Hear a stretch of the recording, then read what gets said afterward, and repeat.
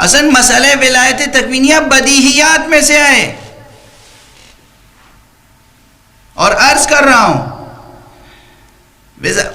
سمجھنے کے لیے کافی ہے کہ ولایت تشریعیہ کیا ہے. میں نے سمجھنے کی مثال دی تھی کہ جب ڈاکٹر نسخہ دیتا ہے نا، بخار ہے آپ کو یا فلاں بیماری ہے، کوئی بیماری ہے، تو وہ نسخہ لکھ دیتا ہے، جائیے اسے استعمال کیجئے انشاءاللہ ٹھیک ہو جائیں گے. یہ نسخہ لکھنا یہ ولایت تشریعیہ ہے.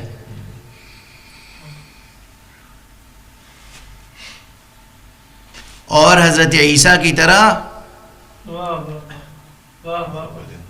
محمد مصطفیٰ صلی اللہ علیہ وآلہ وسلم کی طرح، امیر المومنین علی بن ابی طالب کی طرح، معصومین کی طرح مریض کے اوپر ایک اسم الہی دم کر کے شفا عطا کر دینا، صحت عطا کر دینا ولایت تکوینیہ ہے. سبحان اللہ.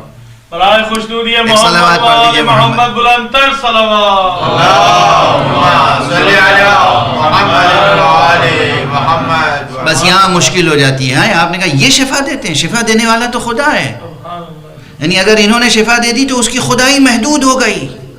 اللہ اکبر، اللہ اکبر، سبحان اللہ. کیا محدود، تنگ، تاریک نظریے توحید لے کے بیٹھے ہیں. صفات بخشے، مکان بخشے، جگہ جگہ ایک حرم بنایا. ہماری صورت گری نے آخر خدا کو بھی ایک صنم بنایا. خدا کو اپنے وجود پہ قیاس فرما رہے ہیں. اسی لیے حضرت امام جعفر صادق علیہ الصلوۃ والسلام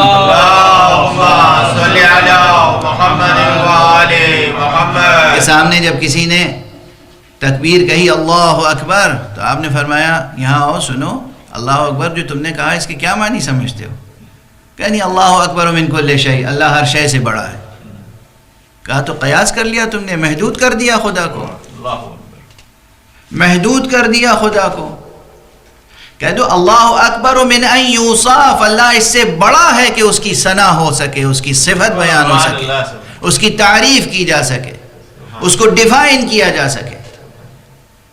تو اللہ اکبر من ان یوصف، ہر اللہ کی صفت بیان نہیں ہو سکتی.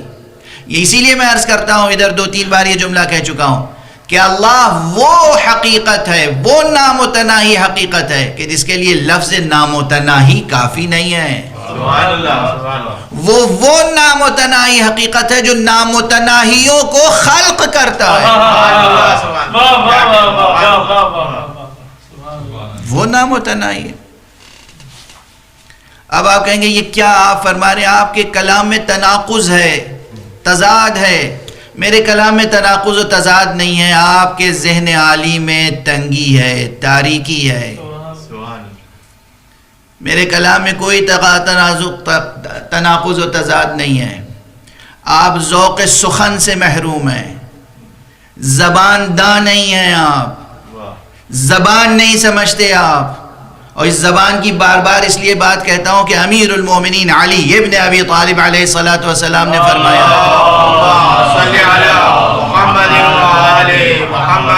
کہ المرء مخبوء تحت لسانہ، انسان کی شخصیت، پورا انسان تو اپنی زبان کے پیچھے چھپا ہوتا ہے. زبان کا خیال رکھیے گا، زبان سے حسب نسب کا پتہ چل جاتا ہے. رقیق زبان، گندی زبان، پست زبان، لب و لہجے کی خرابی بتا دیتی ہے کہ آپ کا بیک گراؤنڈ کیا ہے. مہذب، تعلیم یافتہ، شریف، نفیس گھرانے اور خاندان و خانوادے سے تعلق رکھتے ہیں یا پست بیک گراؤنڈ سے تعلق رکھتے ہیں. زبان کا خیال رکھیے، زبان کی شستگی کا خیال رکھیے. اہل بیت اطہار علیہم الصلوۃ والسلام، ان کی ولایت اور توحید حق صمدی کی باتیں، بہت بلندی چاہیے اس کے لیے، بہت بلندی نفس میں، ذہن میں، قلب میں. تو میں عرض کر رہا تھا، جو جملہ عرض کرنا چاہتا ہوں کہ ولایت تکوینیہ یہ ہے کہ مادہ کائنات میں تصرف کی طاقت. میں نے عرض کیا تھا، دعویٰ نہیں کیا تھا، عرض کیا تھا عاجزی سے. قرآن مجید میں ولایت تکوینیہ کے عطا کیے جانے کی دلیلیں بکھری ہوئی ہیں. 1-2 دلیلیں ہیں. بس یہ کہ ایک تقریر میں سب سمیٹ کے عرض نہیں کر سکتا، سکت نہیں ہے، وقت کے دامن میں گنجائش نہیں ہے۔ جو فقیر ہوتا ہے وہ اپنی ایک ایک چیز گن گن کے رکھتا ہے، بچا بچا کے رکھتا ہے، سمیٹ سمیٹ کے رکھتا ہے۔ جو غنی ہوتا ہے وہ اپنی ہر صفت بانٹتا رہتا ہے، لٹاتا رہتا ہے، تقسیم کرتا رہتا ہے۔ وہ خدا، وہ قادر مطلق، غنی علی الاطلاق ہے۔ کیا کہنے، سبحان اللہ سبحان اللہ۔ اس نے ہمیں اور آپ کو کتنی صلاحیتیں دی ہیں۔ آج سائنس مادہ کائنات میں تصرف کرتی ہے یا نہیں؟ سائنسداں تصرف کرتے ہیں یا نہیں؟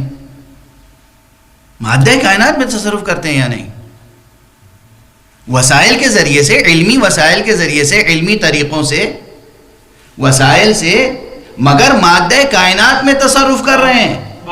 کیا ان کے مادہ کائنات میں تصرف کرنے سے خدا کی وحدانیت پر حرف آ گیا؟ ایک سائنسداں انسٹرومنٹس کے ذریعے سے مادہ کائنات میں تصرف کرے، خدا کی وحدانیت پہ حرف نہیں آتا۔ معصومین بغیر ظاہری وسائل کے مادہ کائنات میں تصرف کریں تو خدا کی وحدانیت میں فرق آ جاتا ہے۔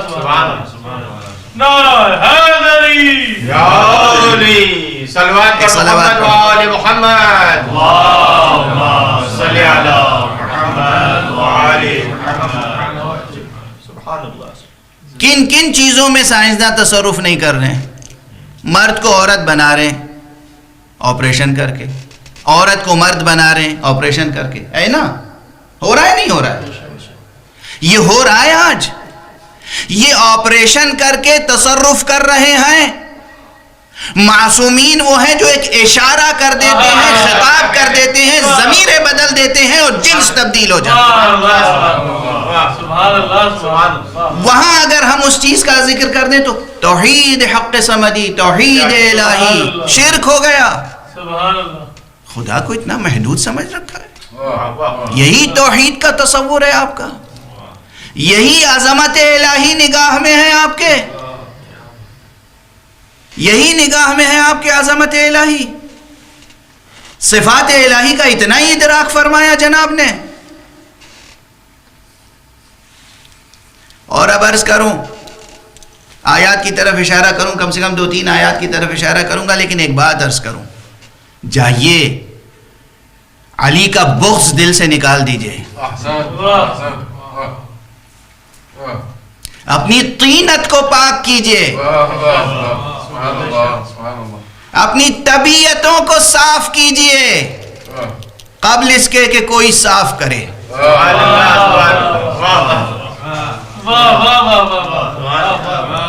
اپنی طینتوں کو پاک کیجئے، اپنی طبیعتوں کو صاف کیجئے، اپنے ذہن کو روشن کیجئے، قلب کو نورانی کیجئے، مطالعہ کیجئے تاریخ کا، حدیث کا، روایات کا، آیات کا۔ اور اس کے بعد آپ دیکھیں گے کہ صدر اسلام سے لے کر، یعنی اصحاب پیغمبر سے لے کر آج تک ولایت تکوینیہ کا عقیدہ اور تصور متواتر چلا آ رہا ہے۔ یہ اصطلاح چاہے جب پیدا ہوئی ہو، اور ولایت تکوینیہ کا کلمات یہ کوائن کرنے کی ضرورت اس لیے پڑی، یہ ٹرمینالوجی، کہ چونکہ جہالت کی بنا پر، غفلت کی بنا پر ولایت کا تصور محدود کرتے چلے گئے، تو جو عرفا تھے انہوں نے اس میں اضافہ کیا۔ اور کیا تمام اصطلاحیں کیا عہد پیغمبر سے مستقر ہیں فقہ میں؟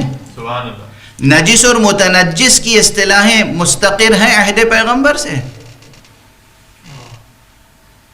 آج توضیح المسائل میں، آج دینیات کی کتابوں میں جو متنجس کا لفظ استعمال ہوتا ہے، نجس کا لفظ استعمال ہوتا ہے، متنجس کے مراتب کا ذکر ہوتا ہے، یہ کیا اصطلاحیں سب دور پیغمبر میں تھیں؟ یہ اصطلاحیں تو بعد میں وجود میں آئی ہیں نا؟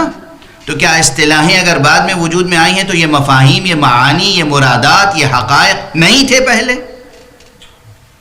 تھے، یہ تھے۔ اسی طرح ولایت کا عقیدہ عہد پیغمبر سے صلی اللہ علیہ وآلہ وسلم،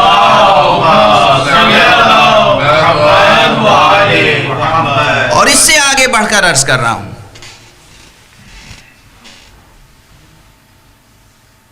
اصلا ولایت تکوینیہ کا مطالبہ فطرت میں پوشیدہ ہے۔ ہر دور میں جب بھی کوئی آیا اور جس نے کہا، کسی نے کہا کہ میں خدا کی طرف سے آیا ہوں، عوام نے برجستہ کہا خدا کی طرف سے آئے ہو تو کچھ اس کی دلیل دو، دکھاؤ، کچھ ایسا کر کے دکھاؤ کہ جو عام طور پر کوئی نہیں کر سکتا. یعنی معلوم یہ کہ جو خدا کی طرف سے آئے گا عہدہ لے کر، وہ اختیار لے کر آئے گا. یہ فطری وجدانی حقیقت ہے. ہر دور میں ہر نبی سے معجزہ طلب کیا گیا یا نہیں؟ کیوں طلب کیا گیا؟ عام انسان معجزہ کیوں طلب کرتا ہے؟ اس لیے کہ وہ یہ جانتا ہے، فطرت یہ کہتی ہے اگر ادھر سے آیا ہے تو اختیار لے کے آیا ہو. ایک صلوات پڑھ دیجئے محمد والے.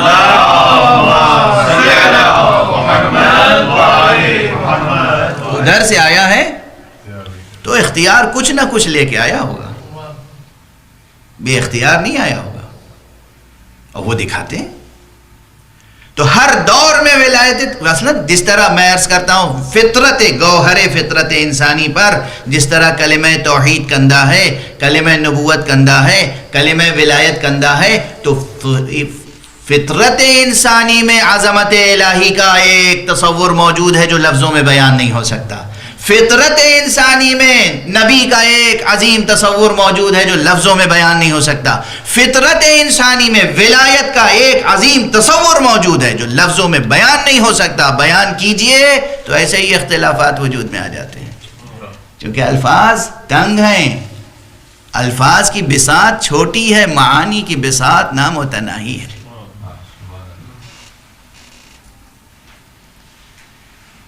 میں کیا عرض کروں، پھر حوالہ دے رہا ہوں، نام گنا رہا ہوں جناب. یعنی وہ مشہور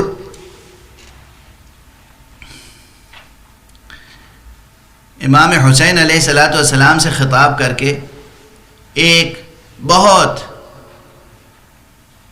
نامی مشہور بہت بلند قامت صحابی کا جملہ ہے یہ، جس نے کہ بار بار کہا ہے اپنی زندگی میں کہ علی نہ ہوتے تو میں ہلاک ہو جاتا. کہ یا حسین، یا ابا عبداللہ، یہ جو ہمارے سروں پہ بال اگے ہوئے ہیں نا، یہ اللہ نے اگائے ہیں یا اللہ کے بعد پھر تم نے اگائے ہیں.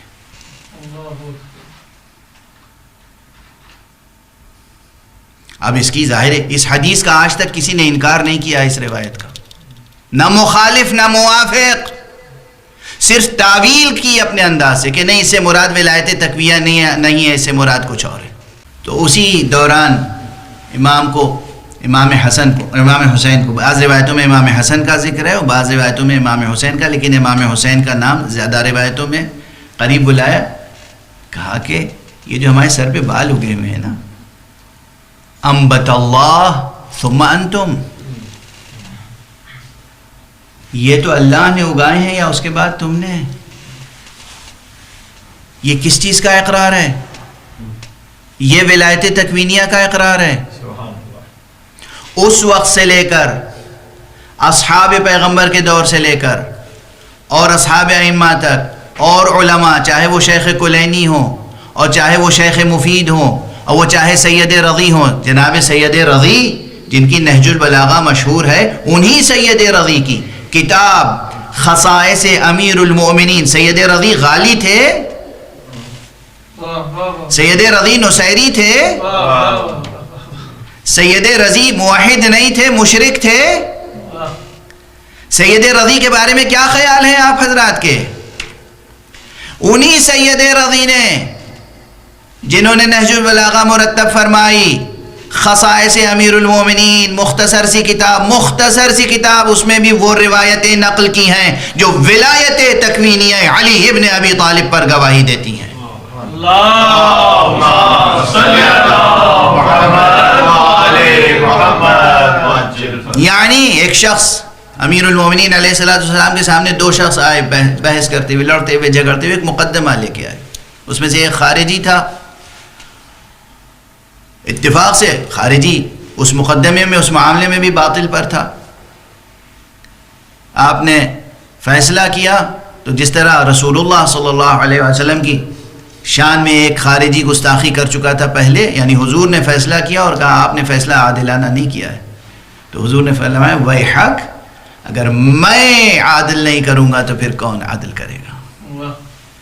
وہی واقعات یہاں پر پیش آیا کہ امیر المومنین علیہ الصلوۃ والسلام نے فرمایا، فیصلہ کیا تو وہ معترض ہوا تو امیر المومنین علیہ السلام اور گستاخانہ انداز میں معترض ہوا، تو امیر المومنین علیہ الصلوۃ والسلام نے بس اشارہ کر کے وہ جملہ کہا جو کتے کے لیے کہا جاتا ہے، اخسا۔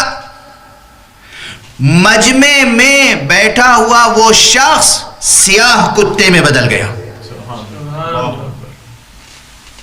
میں صرف اشارہ کر رہا ہوں، آدھا واقعہ بلکہ آدھے سے بھی کم واقعہ پڑھ رہا ہوں، وقت گزر چکا۔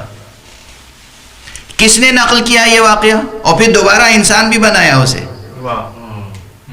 دوبارہ انسان بھی بنایا۔ کس نے نقل کیا یہ واقعہ؟ کسی نصیری نے؟ کس نے نقل کیا یہ واقعہ؟ کسی غالی نے، کسی مشرک نے؟ آپ حضرات کی اصطلاح میں جو حضرات ذاکرین کی توہین کرتے ہیں، کسی منبری نے، کسی روزہ خون نے، کسی ذاکر نے، شریف رضی جامع نہج البلاغہ، انہوں نے نقل کیا۔ تو اس وقت سے لے کر شریف رضی ہوں، شریف مرتضیٰ ہوں، ان کے استاد شیخ مفید ہوں، ان کے شاگرد ہوں، اور اس وقت سے لے کر صرف امام خمینی ولایت تکوینیہ کے قائل نہیں ہیں۔ مصباح الفقاہہ کتاب اٹھا کر دیکھیں، آیت اللہ العظمیٰ سید ابو القاسم خوئی، وہ بھی ولایت تکوینیہ کے قائل ہیں۔ ایک صلوات پڑھ دیں محمد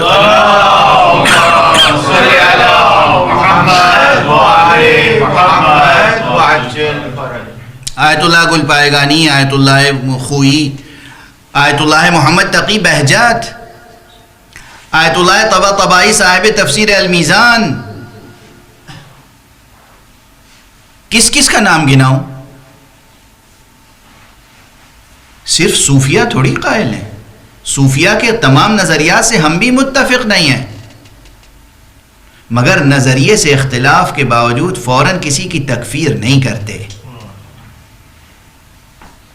کسی کو کافر نہیں ٹھہراتے، کسی کی شان میں گستاخی اس طرح سے نہیں کرتے۔ اختلاف نظر کے اظہار کی تہذیب ہے۔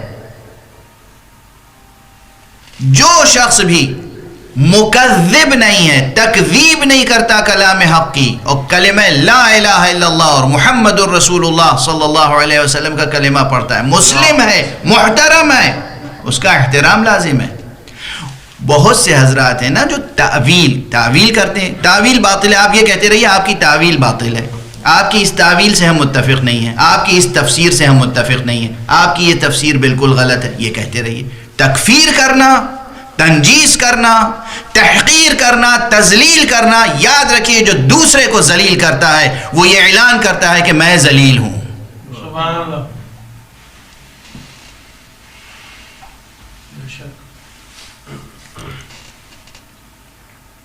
میں 2-3 مثالیں عرض کر دوں، جا کے تمام علماء کی کتابیں پڑھیں نا پہلے، چھوٹے چھوٹے اقتباس کہیں سے یہاں سے ایک لائن پڑھ لی، ان کا ایک جملہ سن لیا، اس ایک سنے ہوئے جملے پر اور اس ایک لائن کی پڑھی ہوئی عبارت پر فتویٰ دیتے ہیں لوگ۔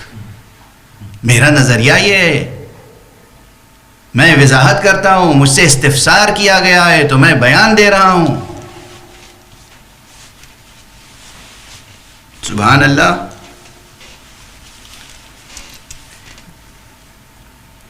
اب میں 3 مقامات صرف عرض کر دوں، وقت گزر چکا حالانکہ 3 مقامات بہت تیزی کے ساتھ۔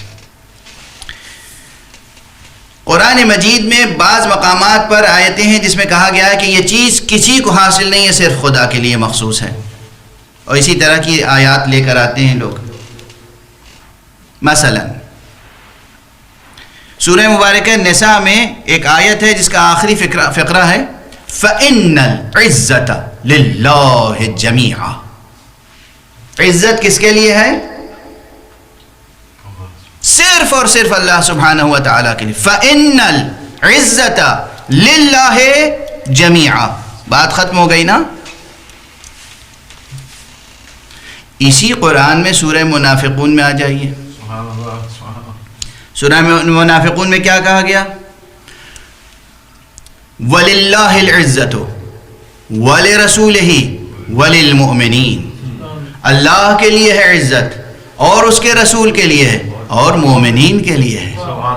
مگر یہاں پر ایک فقرہ کہہ دیا گیا جو جان سخن ہے، وَلَكِنَّ الْمُنَافِقِينَ لَا يَعْلَمُونَ، لیکن منافقین جانتے نہیں ہیں. ایک صلوات پڑھ دیجئے محمد صلی علی محمد وعلی محمد.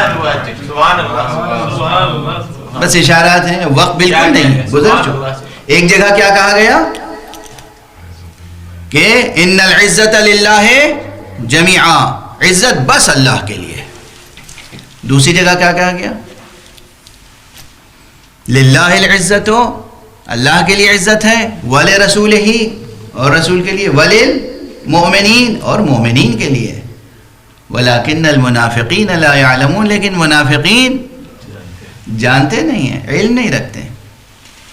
دوسرا اشارہ شفاعت کا مسئلہ، یا اس سے پہلے غیب کا مسئلہ عرض کر دوں.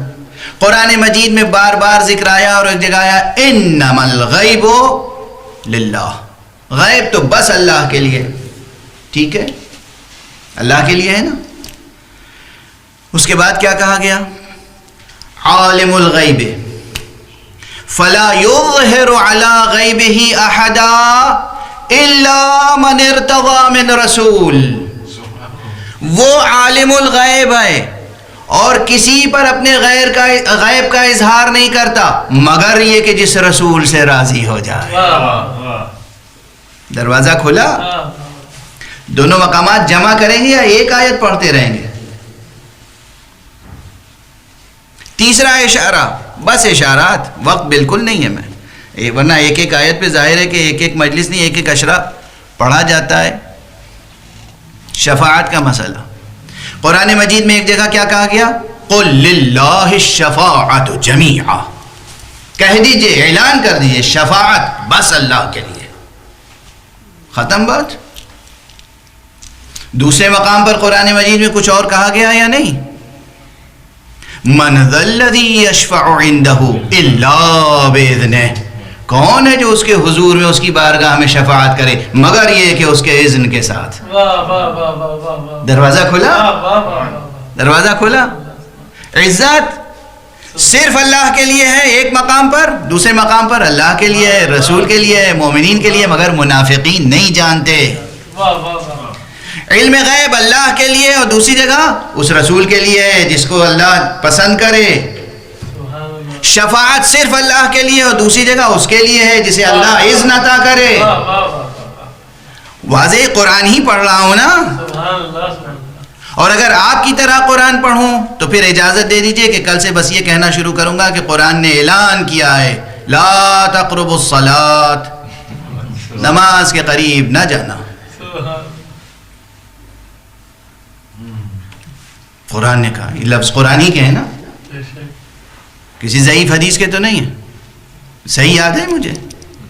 آج کل شوگر کی وجہ سے اور بہت سی بیماریوں کی وجہ سے حافظہ میں خراب ہو گیا ہے، مگر یہ الفاظ قرآن میں کہیں ہیں لا تقربوا الصلاۃ، ہے نا.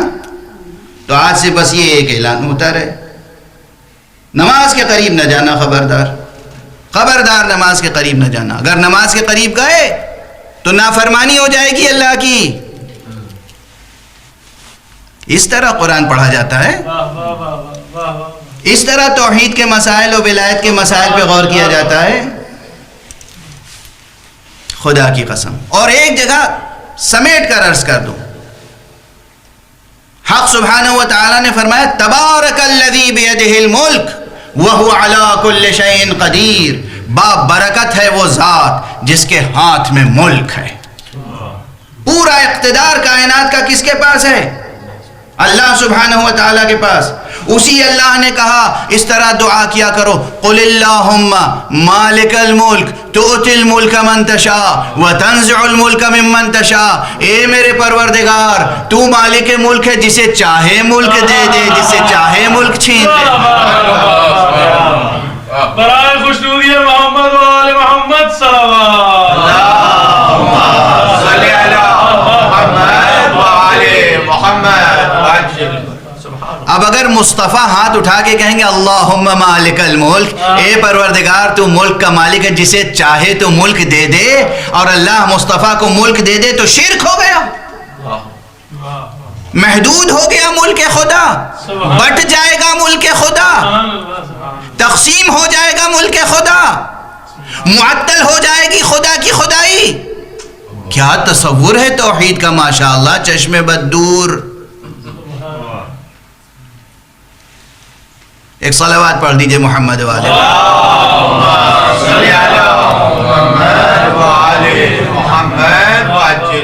بس وقت گزر چکا۔